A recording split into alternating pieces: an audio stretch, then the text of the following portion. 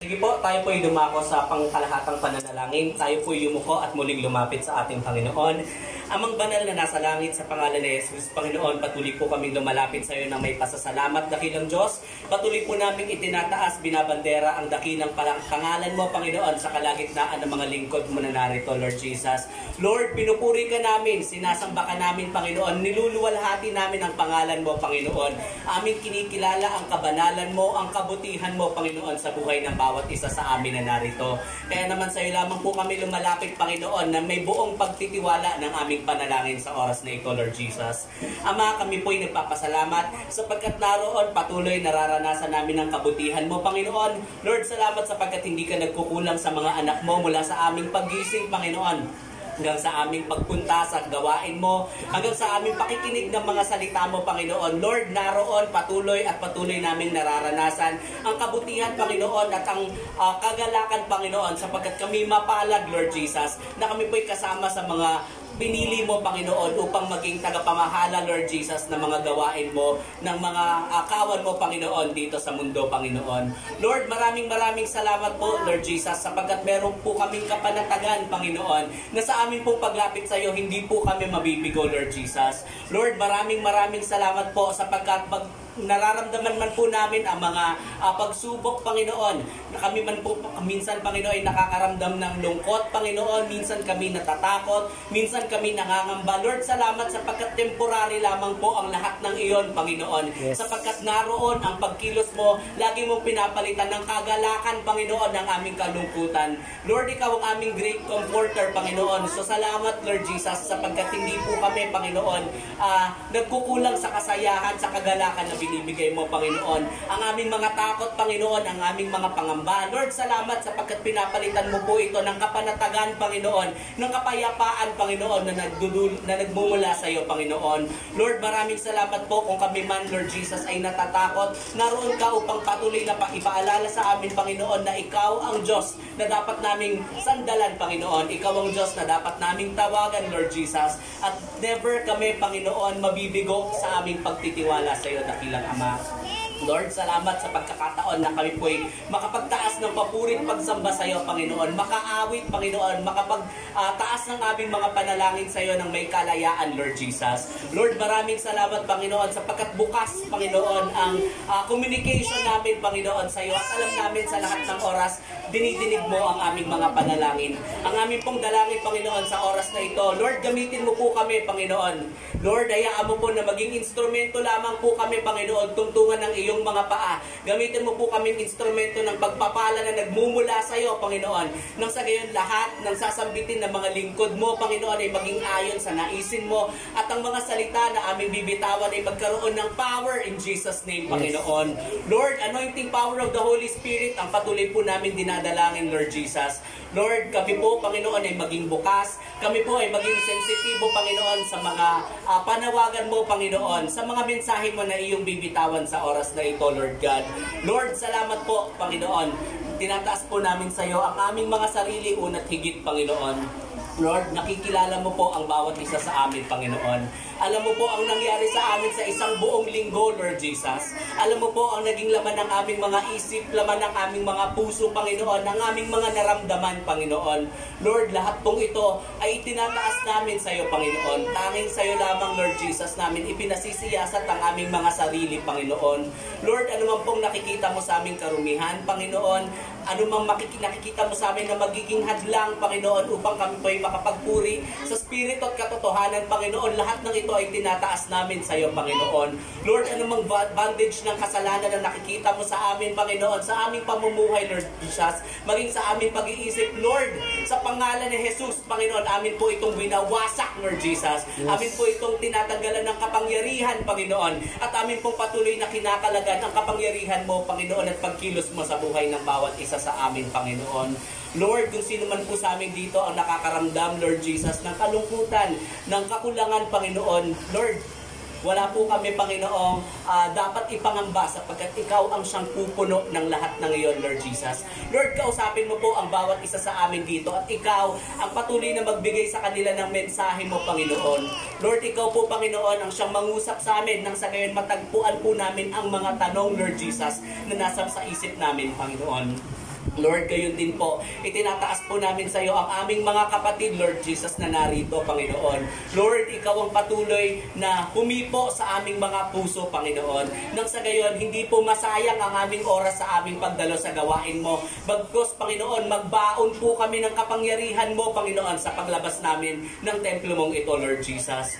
Lord, hayaan mo po na maging handa kami, maging bukas ang aming mga puso sa salita na ihahayag mo sa oras na ito, sa pamamagitan ng iyong lingkod na gagamitin mo upang magpahayag ng iyong salita. Lord, hayaan mo po na hindi lamang po namin ito mapakinggan sa aming physical na tenga, Panginoon, bagkus marinig po namin ito, Panginoon, sa espiritong kaparaanan, Lord Jesus. Lord, hayaan mo po, Panginoon, na ma-unveil ang true message mo po para sa bawat isa sa amin na narito, Panginoon. Marinig namin, Panginoon, ng tuwiran ang iyong tinig na nangungusap sa amin sa bawat mga salita, sa bawat mga verses, Panginoon, na amin pong maririnig, Panginoon. Lord, makita namin ang vision mo para sa amin, Panginoon. Vision, Panginoon, na kami naniniwala na tanging kagandahan, tanging kabutihan lamang po ang nais para sa mga anak mo na narito, Panginoon. Lord, maraming salamat sapagkat ang mga salita mong aming maririnig ay magdudulot ng kalakasan, Panginoon, sa aming mga katawan, sa aming espiritu, Panginoon, sa aming mga kaluluwa, Lord Jesus. Lord, salamat po. Salamat po sapagkat kiniklaim na po namin ang katagumpayan sa bagay na yan, Panginoon. Lord God, gayon din po amin pong itinataas ang aming mga kamay para sa mga anak mo na wala pa sa lugar mong ito, Panginoon. Lord, patuloy namin po silang inaabot, Lord Jesus. Nang sa gayon, Panginoon, patuloy namin silang makasama. Muli, Panginoon, kami umaasa na sa susunod na linggo, Panginoon, mapupuno ang sambahan mong ito, Panginoon. Lord, kukuwanin, hatakin mo, Panginoon, ang iyong mga anak na wala pa sa iyo, Panginoon. Nang sa gayon, sama-sama kaming patuloy na sumamba, magpuri, itaas ang dakilang pangalan mo, which is yun po, Panginoon, ang dahilan kung bakit kami nandito sa mundo, Panginoon. Lord, kung sila man po ay nasa banig ng karamdaman, ibangon mo po sila, Panginoon, sa pamamagitan ng iyong mapaghimalang kamay, Panginoon. Kumpletong kagalingan ng aming dalangin in Jesus' name, Panginoon. Lord, salamat po, Panginoon, sapagkat kung meron man po silang agam-agam, Panginoon, alam po namin na ikaw ang kakausap sa kanila, maging sa kanilang pagtulog, Panginoon. Muli mong imumulat, Lord Jesus. Muli mong gigisingin, Panginoon, ang mga salitang natanim sa kanila, Panginoon, nang sila ay makuha o magutom, Panginoon, sa oras at pakikinig, Panginoon, ng iyong banal na salita, Lord Jesus. Lord, gayon din, Panginoon, ang anak mo na gagamitin mo sa pagpapahayag ng salita. Lord, ang amin pong dalangin na ikaw ang siyang magsalita, Panginoon, sa pamamagitan niya, Jesus. Lord, hayaan mo pong maging tungtungan lamang po siya ng iyong mga paa, Panginoon. Subalit ikaw pa rin po ang mahayag, matanghal, Panginoon, sa oras na ito, dakilang Diyos. Lord, langisan mo po ang kanyang dila, Panginoon, nang sa gayon sa kanyang paghahayag ng salita mo, Panginoon. Smooth ito, Panginoon. At lahat ng ito ay mayroong power, Panginoon, magre-rema, Panginoon, sa lahat ng mga nakikinig. Hindi lamang sa simbahan mong ito, bagkus hanggang sa lahat ng naaabot ng tinig niya, Panginoon. Lord, ikaw ang magbigay ng power sa pangalan ni Jesus, Panginoon. Anointing power of the Holy Spirit ang patuloy po namin hinihingi sa pangalan ni Jesus, Panginoon. Gayon din po, Panginoon, itinataas namin ang aming bansang Pilipinas, Lord Jesus. Lord, salamat po sapagkat patuloy po namin kiniklaim na ikaw ang pumili sa bansang ito, Panginoon. Ikaw ang naglagay sa amin sa bansang ito, Panginoon, at may dahilan kung bakit kaming mga Pilipino, Panginoon, ay sumasamba, kung bakit kami ay kumikilala sa pangalan mo, Panginoon. Lord, ang aming dalangin, patuloy mo po kaming gamitin, Lord Jesus, para sa mission, Lord God, na makilala ng buong Pilipinas, ng buong mundo ang pangalan mo, Panginoon. Hayaan mo po maging instrumento kami, Panginoon, ng paghahayag ng salita mo, Panginoon, ng kaligtasan, Lord Jesus, at makatulong po kami sa aming mga kapatid na wala pa sa iyo, dakilang Diyos. Lord, ikaw po ang siyang patuloy na gumamit sa amin sa kahit anong kaparaanan, Panginoon. Kung meron man po kaming mga katrabahong makakausap, Lord, ikaw po ang magbigay sa amin ng wisdom sa kung paanong paraan namin sila kung kakausapin na mamimit, Panginoon, kung anumang katanungan na meron sila. Nang sa gayon, Panginoon, hanapin ka rin po nila, Panginoon, sa kanilang mga quiet time, Jesus. Yes. Lord, salamat po sa iyo, Panginoon, sapagkat muli naroon ang aming paniniwala, ang aming pananampalataya, Panginoon, na ang bawat isa sa amin ay makapaghahatid, Panginoon, ng kaluluwa patungo sa ebanghelyo ng iyong kaligtasan, dakilang Diyos. Lord, Salamat po, Panginoon, sa pagkakataon na kami po ay makalapit sa iyo sa oras na ito. Gayon din, itinataas namin sa iyo ang bansang Israel, Panginoon. Lord, hindi po lingid sa iyo ang mga nangyayari sa bayan mong iyon, Panginoon. At kami nakikiisa, Panginoon, sa pananalangin, Panginoon, nang sabihin patuloy na maganap ang lahat, Panginoon, ng plano, lahat ng naisin, layunin mo, Panginoon. Mahayag, Panginoon, at patuloy na mangyari kung ano man po ang nakatakda, Panginoon, ayon sa iyong mga salita. Kami ay punong-puno ng pagtitiwala, Panginoon, na kung darating ka man, Panginoon, sa mabilisang paraan, Panginoon, handa kami, Panginoon, na sumalubong sa iyo, Lord Jesus. Lord, salamat po minsan pa. Hayaan mo po, Panginoon, na kami sama-samang magtaas ng aming mga papurit pagsamba sa iyo sa oras na ito, minsan pa. Hayaan mo po na patuloy ka naming maparangalan sa pagpapatuloy ng aming gawain. At ikaw, Panginoon, ang siyang patuloy na gumamit ng Grace from Heaven Church, Panginoon, para sa iyong kapurihan lamang, dakilang Diyos. Lord, salamat po sapagkat ang kapangyarihan ay tinaglay na po namin, Panginoon. Itinataas po namin sa iyo, Panginoon, ang lahat ng panalangin ito. Siniselyuhan po namin na makapangyarihang pangalan ni Jesus, Panginoon. Mangyari, maganap, Panginoon, ang aming mga dalangin, ang aming mga titinaas sa iyo, Panginoon. Lord, salamat. Puno ang aming pagtitiwala, Panginoon, na ito, Panginoon, ay mangyayari ayon sa iyong kalooban. Lord, minsan pa pinupuri ka namin at pinasasalamatan. Tanging sa iyo at sa iyo lamang po namin binabalik ang pinakamataas na papurit pagsamba sa pangalan ni Jesus. Amen. Wala sa tinig.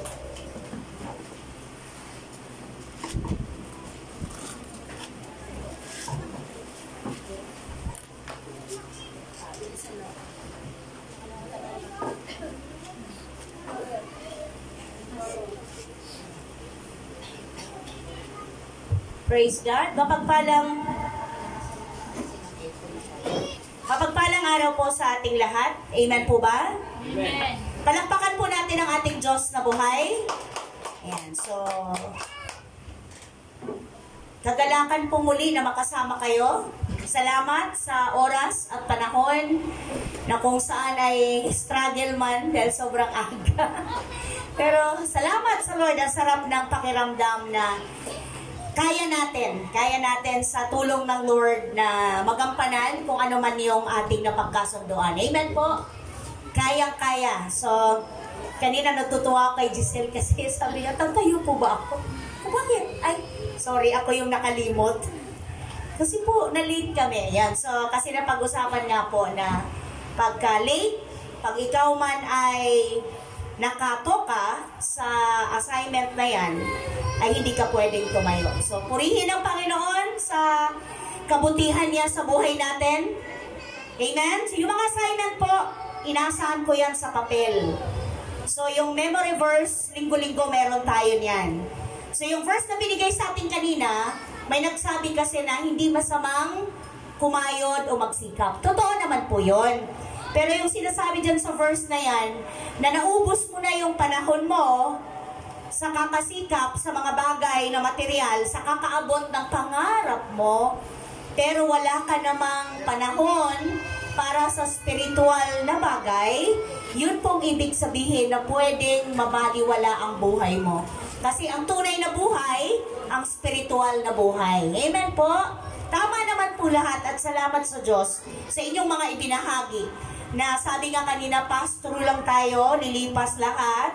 Temporary lang tayo dito dahil ang ating tunay na tahanan ay nasa piling ng Panginoon. Kaya, ang bottom line dyan ay balancing buhay. Diba? So, may sikap ka, lahat inaabot mo, sinisikap mong maabot lahat ng pangarap mo, huwag mong kalimutan na mayroong pagdating ng araw, haharap ka sa iyong manlilikha, hindi mo pwedeng ipagmayabang o ipagmalaki yung pinaghirapan mo. Amen? Kasi ang sabi sa Bible, hubad kang dumating, hubad ka rin aalis. Tama po ba? Kaya salamat sa Lord dahil lagi siyang nagbibigay sa atin ng pagkakataon na mapaalalahanan. Dahil ang gamot daw sa nakakalimot, paalan. Kala ko batok eh. Paalalahanan. Okay? So sige po, tayo po ay magpalakasan patuloy sa atin pong pananambahan sa kabutihan ng Lord. Sa aklat ng, saan tayo ngayon mag-aaral? 2 Timothy. Pangalawang Timoteo chapter Tayo po tayong lahat mga kapatid ko sa pananampalataya. At basahin po natin yung word na nasa screen. Lahat malakas na naririnig ng iyong body and soul and spirit. 2 Timothy chapter 3 verse 15. Mula Malabo na ang kanal na kasulatan na may kapangyarihang magbigay sa iyo ng karunungan tungo sa kaligtasan sa pamamagitan ng pananampalataya kay Jesus. Amen. Tayo'y manalangin ng paggabay ng Diyos, Amang Banal na makapangyarihan sa lahat. Sa pangalan po ng iyong anak na si Jesus, kami ay lumalapit sa inyo sa oras na ito patuloy.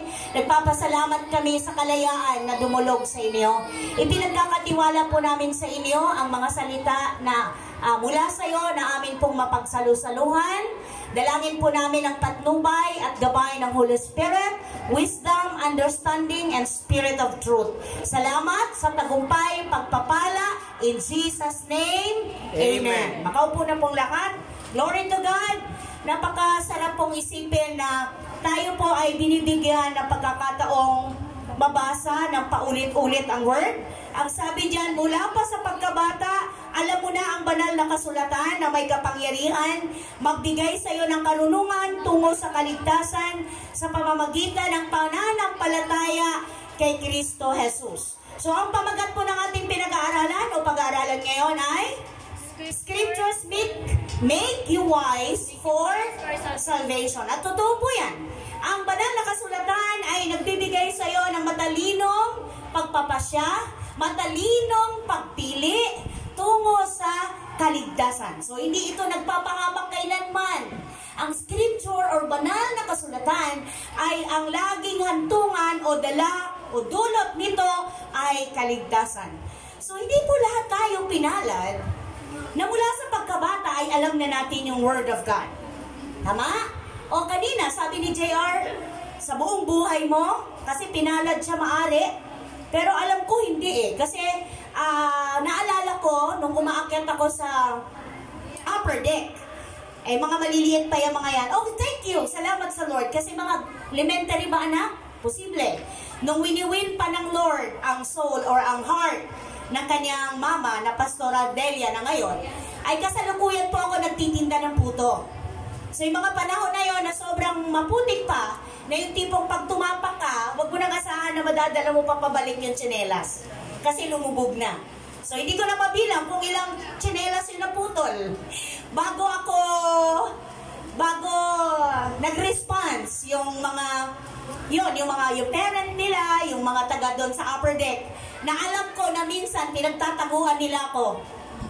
Naging instrumento yung puto, pero ang katotohanan ay pagkatapos ko sila bigyan or tindahan ng puto, ay nag-share po ako ng Word of God.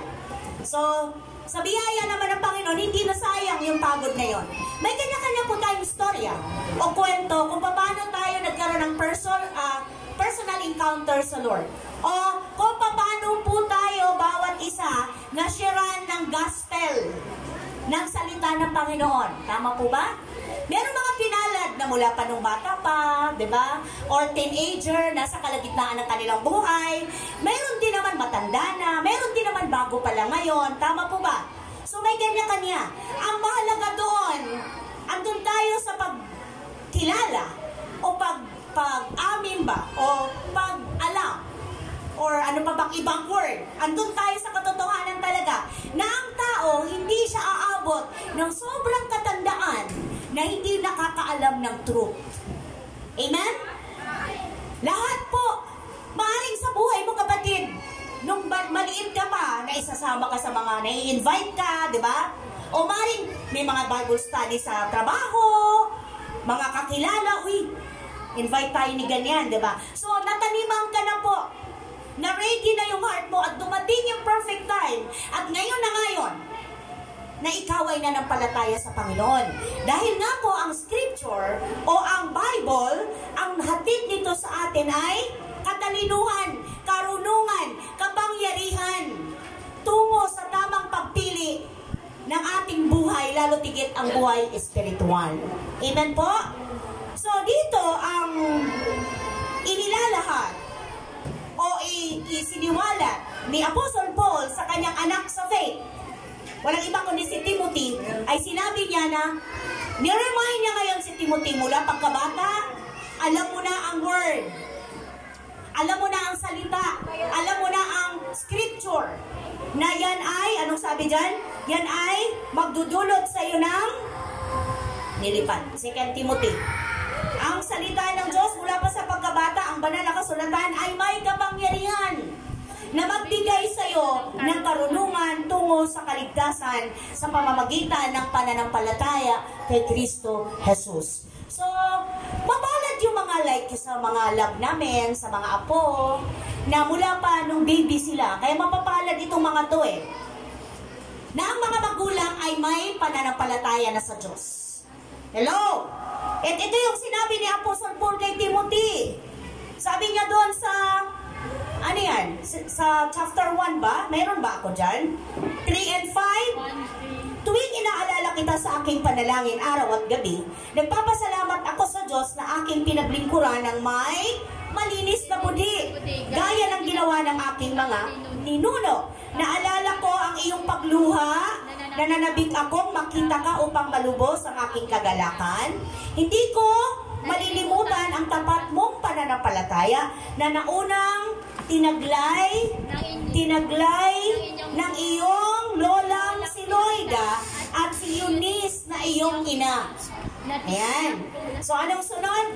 Natitiyak kong nasa iyo rin ang pananampalatayang ito. Glory to God.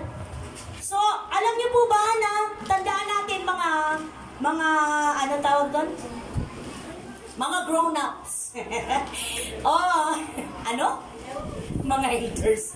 Mga nanay, mga tatay, mga lolo at lola ay napakahalaga po ng ating naipapasa sa ating mga anak.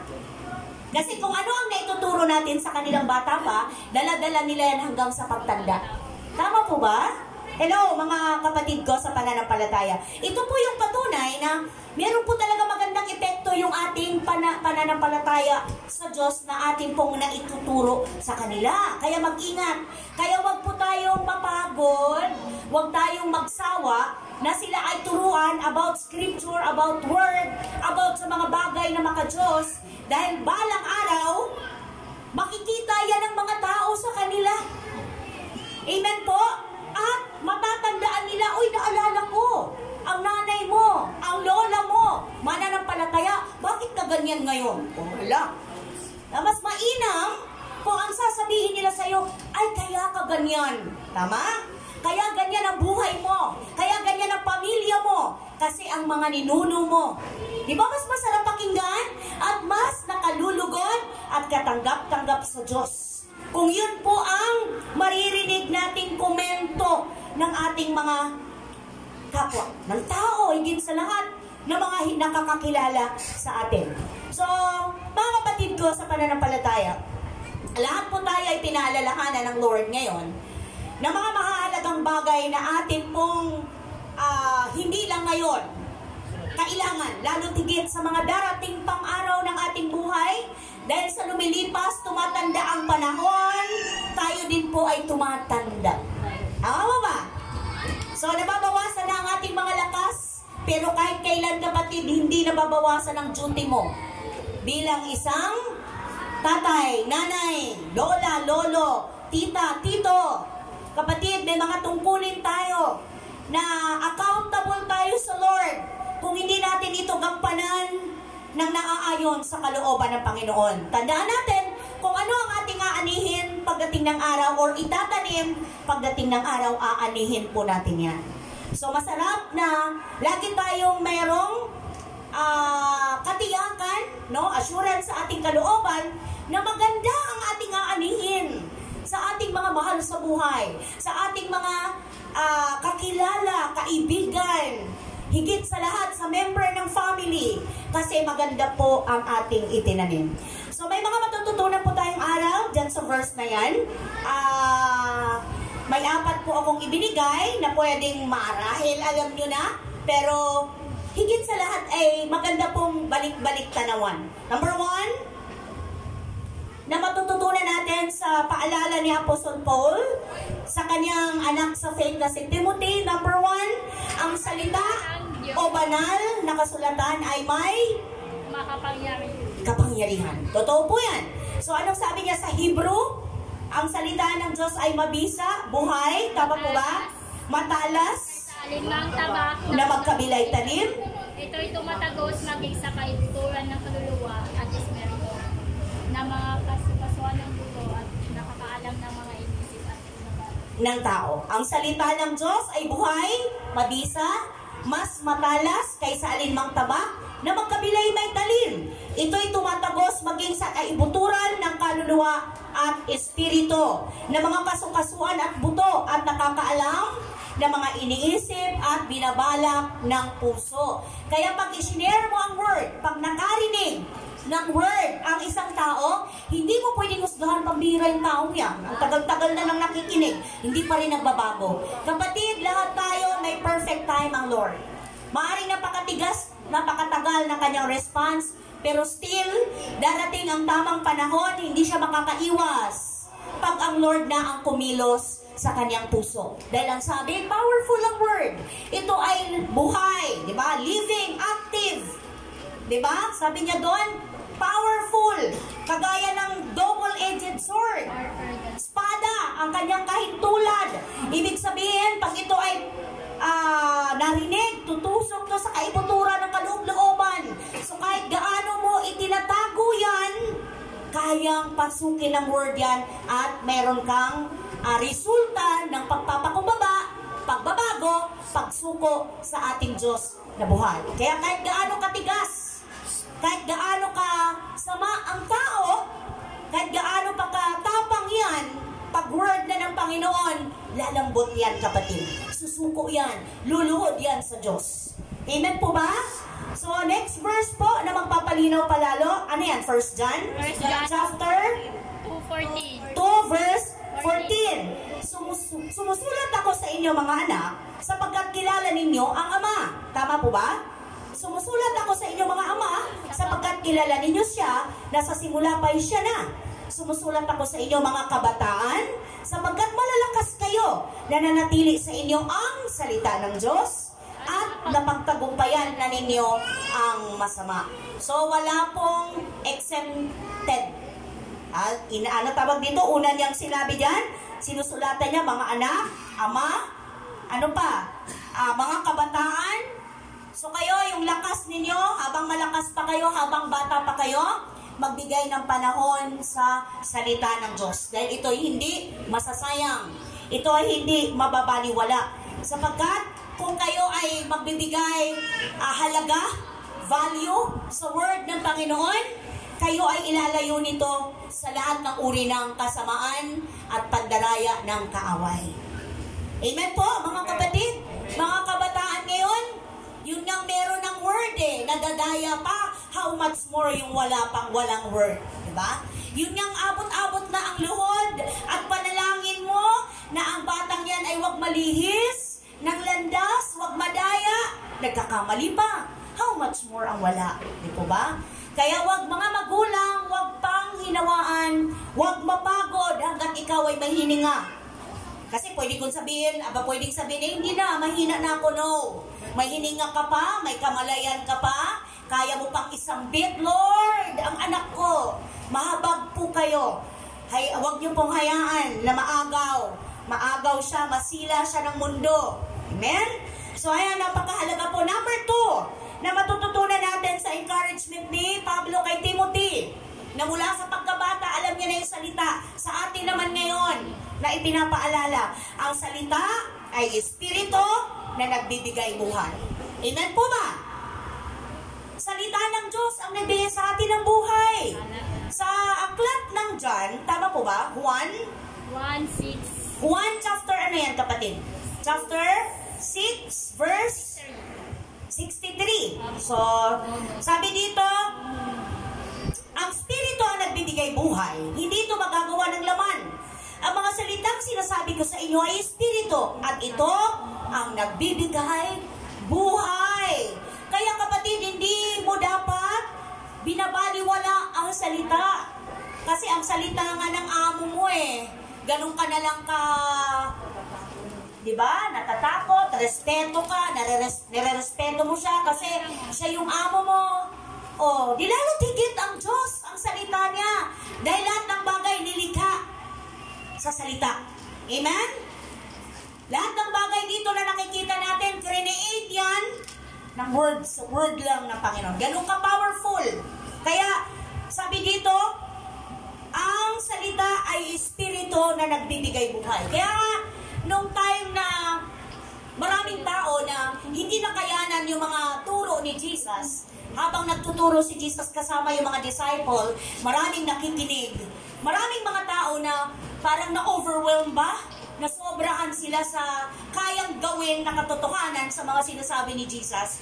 Nagulat sila, hindi nila kaya yung mga inilahad ng Panginoon, at lalong hindi nila nakaya na ang Lord ay direkta kung magturo. Walang paligoy-ligoy. Talagang yung katotohanan, di baling masaktan ka, sasabihin niya sa'yo. Amen po? At alam ng Lord kung ano yung laman ng puso ng tao.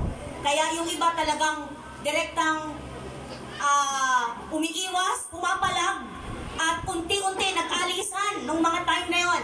Diyan sa John na yan. Sa John chapter 6:68. Kaya sabi ng Lord sa kanyang mga disciple, o paano kayo? Pati ba kayo aalis na rin? Pati ba kayo mawawala na? Pati ba kayo mag-back out na?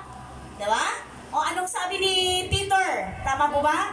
Sumagot si Simon Pedro, Panginoon, kanino pa po kami pupunta? Nasa inyo ang mga salitang nagbibigay buhay na walang hanggan.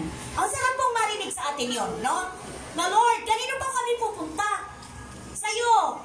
Walang ibang pwedeng pagkunan ng aming kailangan. Walang ibang pwedeng pagkunan ng solusyon ng lahat ng aming problema.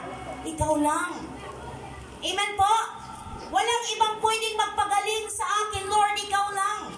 Dahil ang salita mo nagbibigay buhay. At yung buhay na yan, hindi lang dito. Buhay na walang hanggan. Kaya masarap pong ulit-ulitin yan. Pangatlo po. Meron pa bang pangatlo dyan? Isinilang tayo muli dahil sa salita. Amen. Praise the Lord. Sa pamamagitan ng salita ng Diyos, kaya tayo na born again. Kasi kung wala ang salita ng Diyos, kailanman hindi mabubuhay ang ating spirito at hindi tayo muling ipanganganak. Dahil ang na-born again sa atin ay ang ating spirit. Hindi ang ating ano paman na aspeto o area ng ating buhay. So, 1 Peter chapter 1, 23. verse 23, anong sabi dyan? Sapagkat hindi kayo To 25? Ako rito. Anong sabi sa monitor?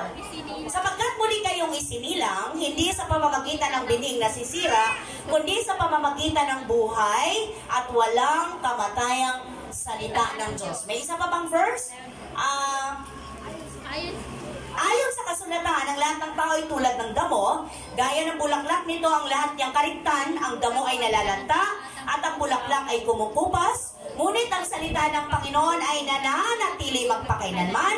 Ang salitang ito, ang magandang balitang ipinangaral sa inyo. So mga kapatid ko sa faith, wala pong ibang dahilan kung bakit tayo ay naisilang na muli. Walang ibang pinagkunan nito kundi yung word na ating narinig, na nampalataya tayo at nagdesisyon tayo, nagpasya tayong isuko ang ating buhay at tanggapin ang Panginoon bilang Panginoong tagapagligtas ng ating buhay.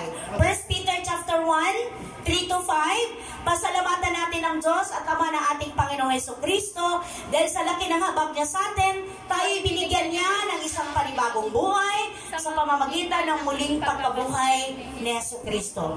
Glory to God. Meron pa? Hanggang 5 yan eh. Tama pa? Dahil sa laki ng habag niya sa atin, tayo binigyan niya ng isang panibagong buhay sa pamamagitan ng muling pagkabuhay ni Jesucristo. Ito ang nagbigay sa atin ng isang buhay na pag-asa na magmamana tayo ng kayamanang di masisira, walang kapintasan. So, mahalaga po na atin po itong bigyang diin, no? Ang katotohanan na ang makapangyarihang salita ng Diyos, ang dahilan kung bakit po tayo muling isinilang. Number 4, sabi dyan, Number 4 po. Ang pananampalataya ay nagmumula sa salita. Salita ng Diyos. Amen. So, glory to God. Praise. Praise. Glory to God. Praise. Ayan. So, number 4, ang pananampalataya natin ay mula lamang sa salita. 1 Peter 1. 1:8-9. Andyan po ba? Kasi wala po akong 1 Peter dito, lumipad. Nag-2 Peter na ako agad. Peter 1:8. Hindi ninyo siya nakita, ngunit siya inibig ninyo. Hindi pa rin ninyo siya nakikita hanggang ngayon, ngunit sumasampalataya kayo. Next verse, meron ba? May kasama ba yan? Dahil dito, nag-uumapaw na sa inyong puso ang kagalakang di kayang ilarawan sa salita, sapagkat tinanggap na ninyo ang bunga ng inyong pananampalataya, ang kaligtasan ng inyong buhay. Kita nyo na mga kapatid, hindi natin kailanman nakita ang Panginoon, tama? Pero nanampalataya tayo. Dahil sa kanyang salita. Tama po ba? Dahil sa salitang ipinangaral sa inyo. Dahil sa salitang na-share, napakinggan ninyo, nagsimula ang inyong faith kay Jesus. At sabi doon, may special na blessing for those who have not seen and yet have believed. John 20. Meron po ba tayong John 20? Verse 29. Verse 29. 29. Ano pong sabi dyan sa 29? Sinasabi sa kanya ni Jesus, naniniwala ka na ba dahil nakita mo ko? Pinagpala silang hindi nakakakita, gayon may naniniwala. So sabihin mo nga sa iyong katabi, kapatid, mapalad ka. Mapalad ka. Nananampalataya ka. Kahit di mo siya nakikita. Amen po ba? Amen. So nakikita mo ba ng literal ang Lord? Hindi. Pero nadadama mo. Pero nararanasan mo, di po ba? Pero na-experience mo yung katuparan ng kanyang pangako, ng kanyang salita. Dahil ang salita ng Diyos ay buhay, mabisa at makapangyarihan. Kaya hindi mo pwedeng ismulin, baliwalain, ignorin. Ano pa bang word? Tawag nito? Huwag bigyan ng halaga. Dahil ang salita ay si Jesus. Diba? Sabi doon, in the beginning was the Word, and the Word was God, and the Word was with God, and the Word was God. Tama po ba yung ano natin? In the beginning was the Word, and the Word was with God, and the Word was God. Alam, asa na ba yung prinsesa ko? Alam niya yun eh. So, napakasarap pong ulit-ulitin yung katotohanan yun na lalo nating mas maunawaan, maintindihan, na iisa lang ang salita at ang Diyos. Si Jesus, siya ang salita, nagkatawang tao, meron pa, nagkatawang tao ang salita at siya'y nanirahan sa gitna natin. Tama po ba? Sa John din yun. Sa John chapter 1. So sino yon? Si Jesus. Napakahalaga po. So sa ating pong pagtatapos, andyan po ba ang sinasabi ng verse ating pagtatapos? Huwag po natin baliwalain mga kapatid yung magagawa ng word sa ating mga buhay. Magpatuloy lang po tayo sa pananampalataya at pagtitiwala sa makapangyarihang salita ng Diyos, sapagkat ito ay may magagawa sa iyo, sa akin, sa lahat ng nanampalataya dito. So, sa 2 Timothy chapter 1 verse 6 to 7, sabi niya, dahil dito ipinapaalala ko sa iyo na pag-alabin mo muli ang kaloob na ibinigay sa iyo ng Diyos, nang ipatong ko sa iyo ang aking mga kamay. Sapagkat ang Espiritong ibinigay sa atin ng Diyos ay hindi Espiritu ng kahinaan ng loob, kundi Espiritu ng kapangyarihan, pag-ibig at pagpipigil sa sarili. Kaya ang tunay na merong buhay na salita sa kanyang puso, merong self-control. Amen? Merong espiritu ng tapang na manindigan sa katotohanan at hindi magpadaya sa gawa ng kadiliman. Okay? So, sa atin pong pagtatapos muli, may hamon po tayong makikita sa aklat ng awit na kung atin pong bigyang halaga. Excuse me po. Dito po. Sorry. Ayan, hindi. Sorry. Opo, ayan. Bigyang halaga po ang salita salita ng Panginoon. Dahil ito po ang naitutulot sa atin ng salitang ito. Aklat ng awit. Ano yan, kapatid? Awit 16:11. Sa aklat ng awit chapter 16 verse, sabi ni David, pakinggan po natin at baunin natin ang hamong ito. Itinuturo mo ang landas na patungo sa buhay, which is word, at ang Panginoon. Ito ang ibinibigay sa atin. Itinuturo ang landas patungo sa buhay. Sa piling mo'y, ano po? Sa piling mo'y madarama ang lubos na kagalakan. Ang tulong mo'y nagdudulot ng ligayang walang hanggan. Kaya nga, ang ligayang dulot ng mundo may hangganan. Kaya subukan mo pag masaya ka lang, pag may happy-happy, di ba? May party. After ng party, malungkot ka ulit. Di ba? Pero kung punong-puno ka ng salita, kahit ano pa man, ang dahilan para masad ka, meron pa rin part doon na nagre-rejoice. Nagpapasalamat kasi alam mo na ang Diyos hindi ka iiwan. Amen po? Hindi ka bababayaan. Lagi mong kasama ang kanyang salita. So, ang salita at ang Diyos ay isa, kaya lagi mong kasama si Jesus. Amen po ba, mga kapatid? Tayo po ba'y may natutunan? Palakpakan po natin ang ating Diyos na buhay. Glory to God. Dadako na po tayo kasi ngayon ay first Sunday of the month. At pagka first Sunday of the month, lagi natin inaalala yung ginawa ni Jesus 2,000 years ago sa krus ng Kalbaryo. Dahil dito tayo po ay nagkaroon ng katiyakan ng kaligtasan, ang pagpapakahirap ni Jesus sa krus. So ang tinapay ay simbolo ng kanyang katawan na nagdusa, naghirap, diba? Tama po ba? Dahil dito nagkaroon tayo ng kagalingan sa kanyang mga latay, sa kanyang mga sugat. Ang ano naman, ang saro ay sumisimbolo ng dugo ni Jesus na tumigis sa krus ng Kalbaryo. At dahil dito, luminis po tayo sa lahat ng ating karumihan. Dahil lahat po tayo ay marumi sa harapan ng ating Diyos na makapangyarihan. Pero dahil sa ginawa ni Jesus, tayo po ay naging malinis na. Sa aklat ng Corinto,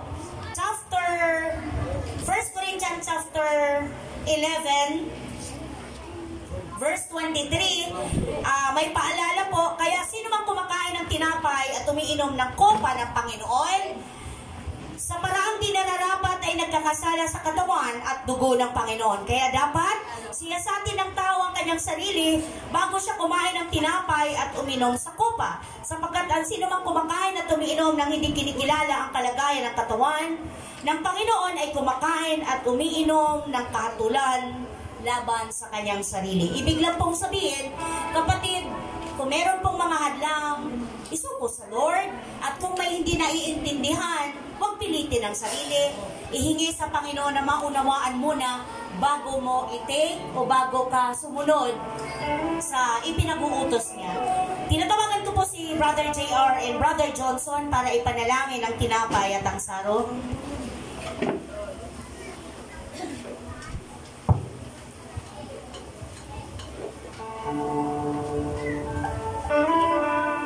Tayo po tayong lahat.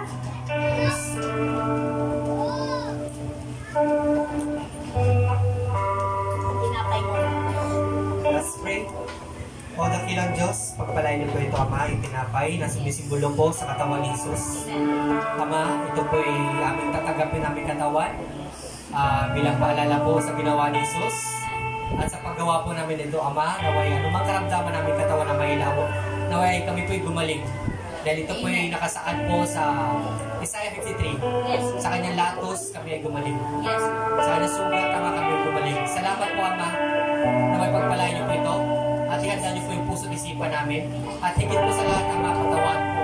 Patawarin niyo po kami sa mga kasalang nagawa namin. Upang pagtanggap po namin ito ay wala pong epekto sa katawan namin. Kundi matanggap po naman ito ng buong kagalakan, may kasiyahan sa puso. Amen. Dahil sa ginawa ni Jesus. Amen. Ito sa dalangin namin sa pangalan ni Jesus. Amen.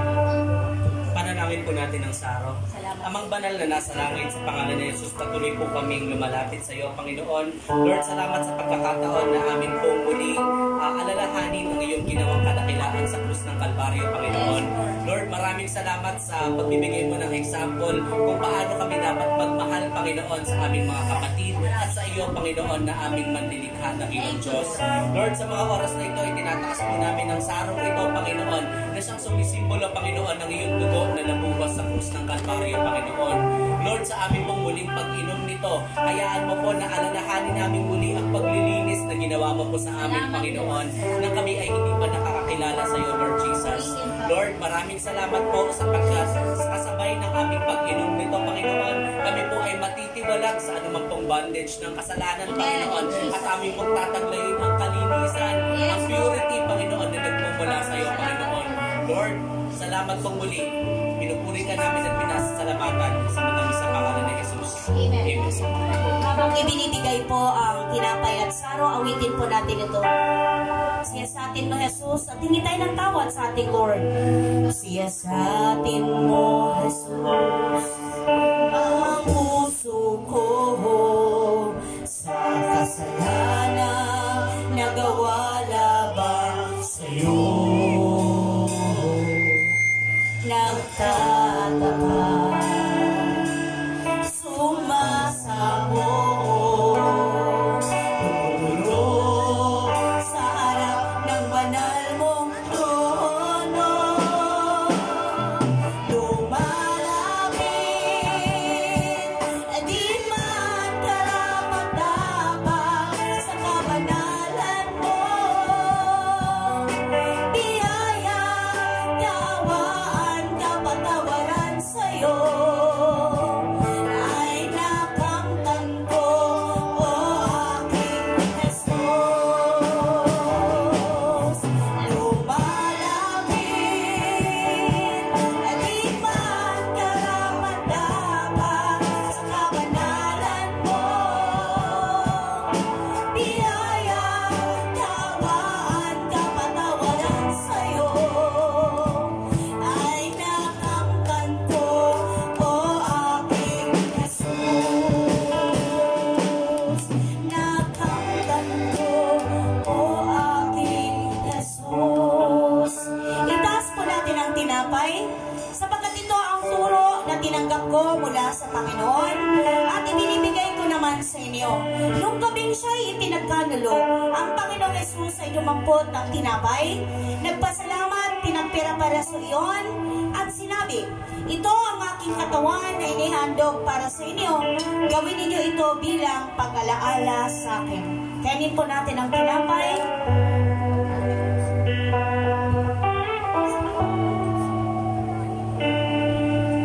Ito ang tinapay ng buhay.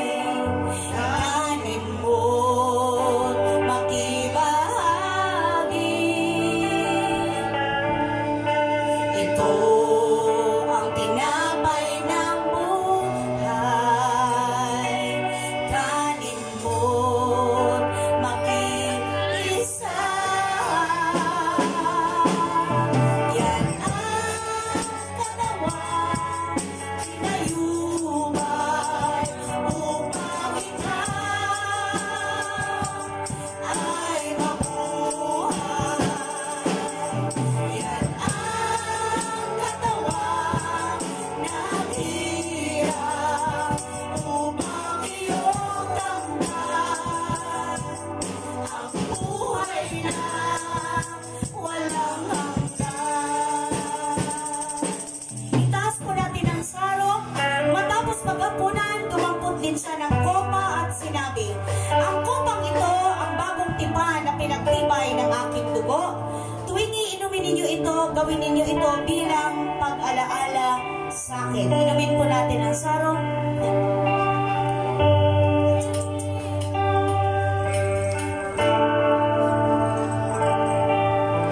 Ito ang saro ng bagong tipan. Inumin mo, makibahagi. Ito ang saro ng bagong tipan. Inumin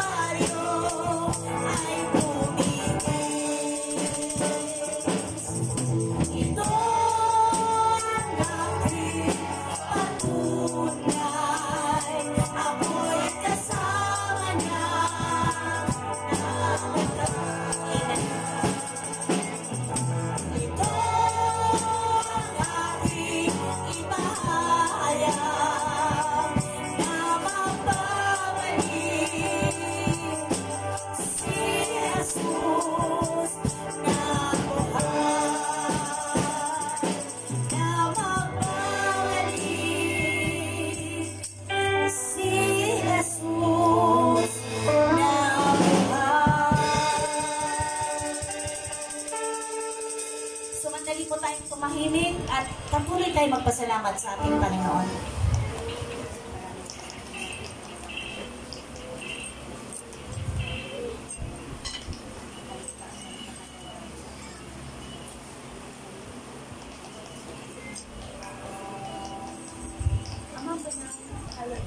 Amang banal na makapangyarihan sa lahat, salamat sa wagas at dakilang pag-ibig mo sa amin na hindi mo ipinagkait ang iyong anak na si Jesus.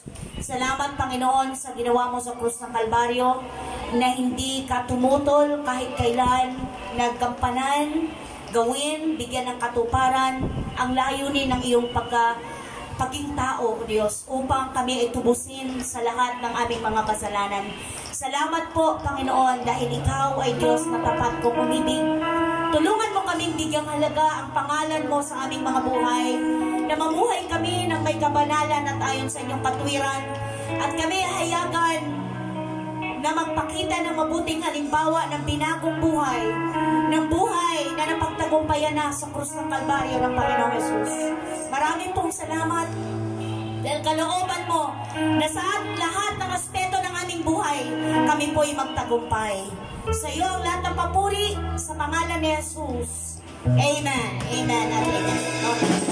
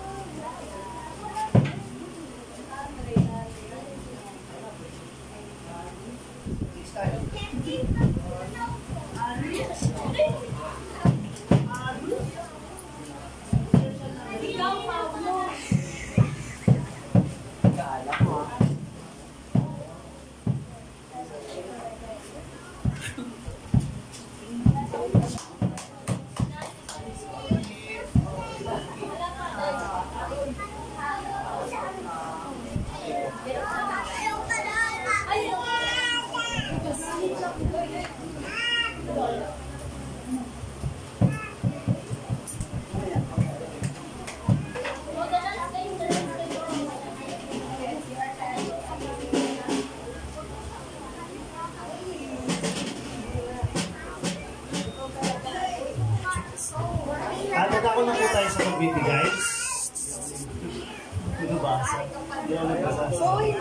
So, share na lang ako ng isa pang verses about sa pagbibigay. Sa Mateo 5:42, bigyan mo ang iyo'y, sa iyo'y humihingi at huwag mong talikdan ang sa iyo'y nangungutang. So, sa Biblia pala yun, no? Na pag humingi, bigyan mo, then huwag mong tatalikdan yung mga nangungutang sa'yo. Wala akong takas dito. Para sa'yo talaga yan. Ano bang mas mapalad? Yung nagbibigay o yung humihingi? Hindi. Mas mapalad yung nagbibigay. Kasi, ibig sabihin, lagi tayong pinagpapala ni Lord sa lahat ng mga blessing sa lahat ng bagay, sa health natin. Then, ayun, ayon sa verse na to, hindi ito literal na lagi natin silang bigyan, ganito, ganyan. Kasi paano na sila iilos or paano sila magsisikap bilang tao, di ba? So, ang sinasabi dito, yung humihingi, pwede mo naman ibigay yung yung word of God, di ba? I-share mo sa kanya, alam mo ba, sa ganito, ganyan. So, ang supporting verse ko rito yung hindi lamang sa tinapay na mabuhay ang tao, kundi sa bawat salitang lumalabas sa bibig ng Diyos. So, ang applicable na lang nito sa buhay ko, nung verse na to, so, about sa utang, marami naman ang utang sa akin, pero bilang Kristiyano, hindi naman lahat na aabot ko sila kasi meron din tayong sarili nating pamilya, pero ang lagi sa atin pinapakita dito ng Panginoon is yung status mo sa buhay. Kung wala ka sa Kanya, ano ka ngayon? Diba? So kung nagbibigay ka, may naipapangutang ka, sa Diyos ang papuri dahil binigyan ka niya ng lakas para kumita, binigyan ka niya ng blessing para ipamahagi.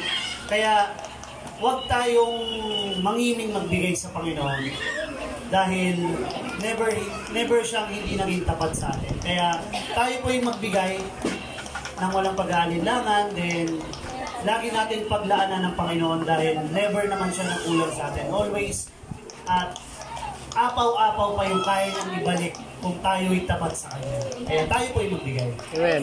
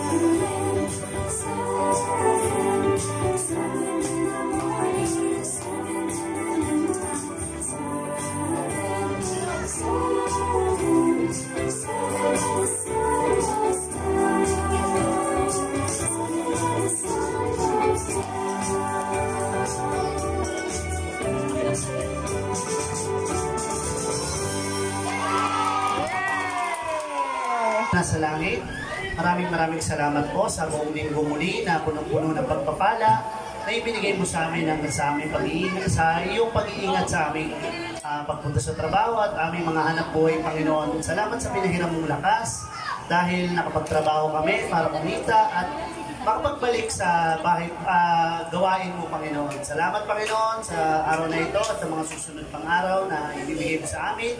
Sa iyong papurit pagsamba, in Jesus' mighty name, Amen. Amen. Amen.